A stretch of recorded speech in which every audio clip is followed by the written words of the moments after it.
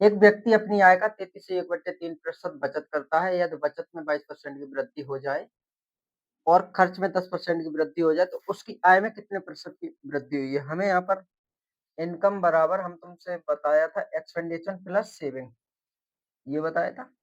तो ये है कि तुम्हारा 33 से 1/3 यानी ये 1/3 के बराबर है। जो ये भिन्न ये फ्रैक्शन वैल्यू में अगर इसको हम देखते हैं तो ये 1/3 के बराबर है, 1/3। अब यहाँ कह रहा था कि बचत करता है, बचत करता है। अगर उसकी बचत वो सेविंग अगर 1 है तो उसका खर्चा कितना है? 2। ये रेशियो में निकल के आ गया। क्योंकि ये कह रहा था देखो एक व्यक्ति अपनी आय का 33 से 1/3% बचत करता है। हमसे ये सवाल कह रहा था। यदि बचत में 22% की वृद्धि हो जाए और खर्च में 10% की वृद्धि हो जाए तो उसकी आय में कितने परसेंट? हमें आय ज्ञात करनी है। हमें जो ज्ञात करना है वो हमें आय ज्ञात करनी है। यानी कि इसके खर्च में कितने परसेंट की वृद्धि हो रही है? 10%, 10% की 10%। और यहाँ कह रहा था कि बचत में 22%, एक का 22%, 22% की वृद्धि होती है। ठीक। और तो तुमसे पूछ रहा उसकी आय में कितने प्रतिशत की वृद्धि हुई? यानी कि बचत आय पूछ रहा था तो आय जब हम निकालेंगे तो क्या होता है? Expenditure plus saving, expenditure plus saving. तो आय हमारी क्या रहेगी? Expenditure plus saving, expenditure plus saving बराबर क्वेश्चन मार्क। यहाँ हमारी आय निकलेगी। अब यहाँ देखो 22%, 10%। तो जो हमारी सेविंग कितनी है? एक्सपेंडिचर प्लस सेविंग कितना है? इसका निकालो कितना हो गया? 2 का 10% और 1 का 22% निकालो। 2 का 10% और 1 का 22%, 32 दोनों को 42, 42, 42 में ये एक्सपेंडिचर प्लस सेविंग 3। तो देखो 14 तिया 42, यानी उसकी जो इनकम में वृद्धि हुई वो ही हमारी 42% एक्सपेंडिचर प्लस सेविंग। ये 42 14 है, 14 14 14%।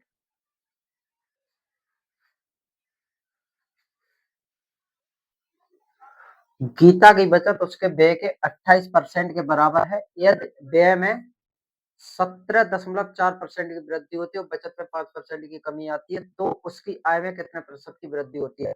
28% को फ्रैक्शन वैल्यू में चेंज कर देंगे तो हो जाएगा हमारा 7/25। क्योंकि 1/25 होता है वो होता है हमारा 7/25। अब हमसे क्या पूछ रहा है? बराबर। तो एक्सपेंडिचर यानी इसमें भी हमारी आय ही पूछ रहा था। तो एक्सपेंडिचर प्लस सेविंग। तो अगर 7 रुपए की सेविंग हो रही है तो यहाँ पर 25 रुपया खर्च हो रहा है। 7 की अगर सेविंग हो रही है तो 25 रुपया खर्च हो रहा है। अब तुमसे कह रहा था कि उसके खर्च में 17.1% की वृद्धि होती है। उसके खर्च में 17.4% की वृद्धि होती है। तुमसे ये कह रहा था 17.4% की वृद्धि होती है और बचत में 5% की कमी आती है। यानी कि 7 से भी 5% की कमी आती है। हम यहाँ माइनस लगा दे रहे हैं, ठीक है। कमी आ रही है तो 5% की कमी आती है।